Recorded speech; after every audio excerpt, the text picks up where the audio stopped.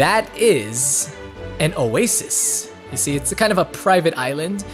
We do not need to go there yet though, so we'll just go ahead and save that island for some other time. Oh, but there's a fishman there, so we may as well talk to him, right? So I'm tempted to pick up that tingle bottle, but it's just going to waste time.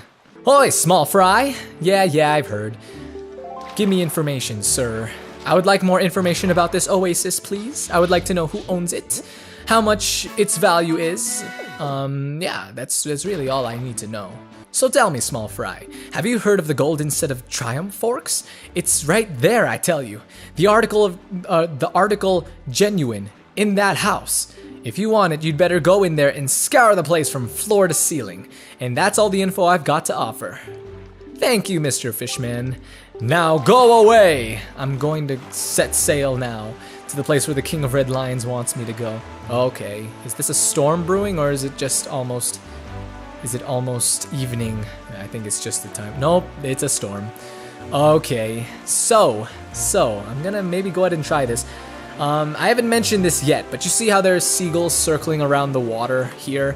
Yeah, well, that usually means, well, it always means that there is a giant squid nearby. So I'm gonna go ahead and equip my boomerang. Now, I'm going to show you how to defeat these giant squids. It's actually not too hard.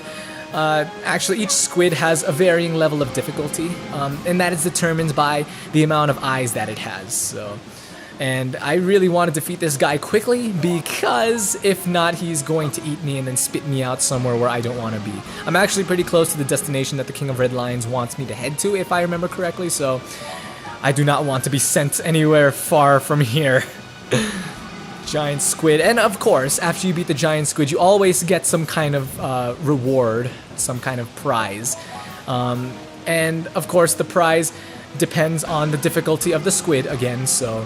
Oh, that eye is glowing blue now. That's interesting. I've never seen a squid with a glowing blue eye. That's definitely out of the ordinary, although really giant squids in general are pretty out of the ordinary.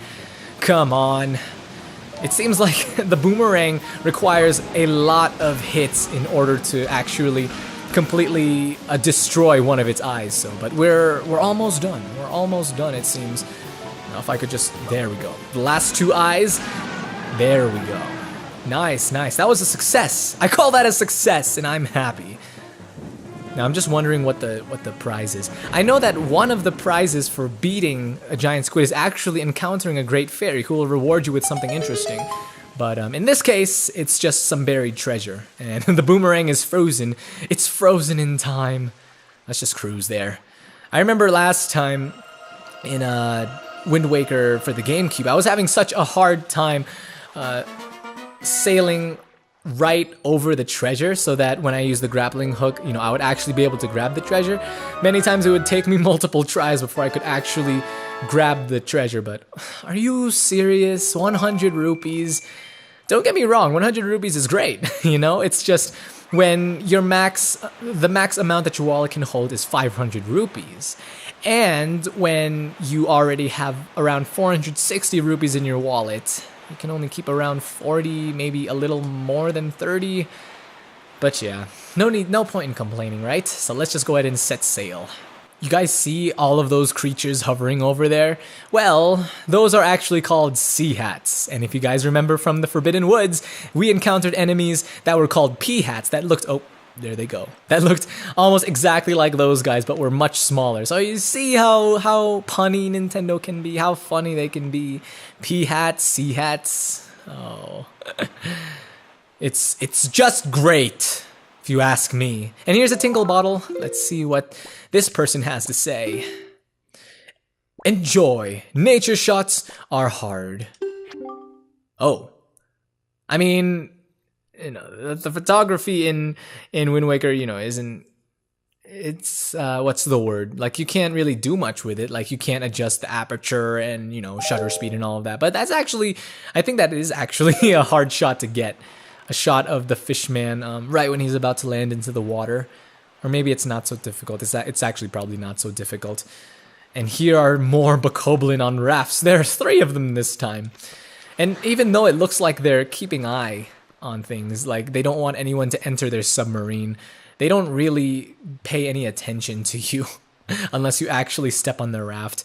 I guess they're not defending the submarine or keeping watch for the submarine. It's more of keeping watch for their own rafts. And here's a moblin, though. Surprise, surprise. I actually didn't expect a moblin to be in here. But we're probably going to find something of value in here. I guess one thing to note is that, oh man, ouch. Did he do 1 heart of damage? A little choo-choo like that did 1 heart of damage. This whole time I haven't been paying attention to how much damage these choo-choo do, but anyway, what I was saying was that after you knock a moblin down, you normally want to step back because they tend to snap back at you after getting up by like swinging their staff really quickly or punching you. It's actually kind of an uppercut, and you kind of don't see it coming, so see like that. It wasn't an uppercut, but it was still a punch. So yeah, you kind of either want to take out your shield or back up after you defeat one. And here is another moblin.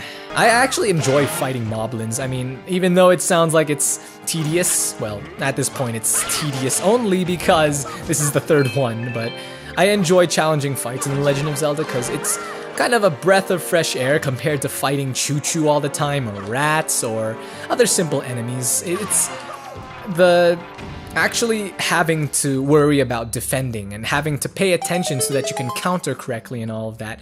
It adds to the fun in the game, you know. Like I said, I enjoy this battle system, but a lot of the 3D Zelda games have, you know, similar, maybe not, excuse me, not battle system, but more of a, what's the right word? The way they design the battles to go are fun anyway, is what I'm trying to say. So yeah, I guess battle system is correct. I'm kind of ranting here, so ignore me.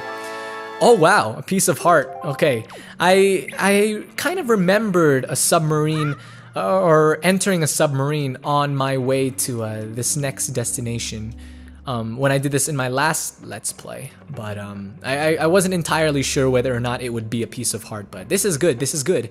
We are making good progress here. I actually think that I've been running quite long already. Maybe I should just go ahead and end it here. I don't know why I'm asking you guys. I apologize, but I've decided that I'm going to go ahead and call it a day here because I have been running for too long. So thank you guys for tuning in.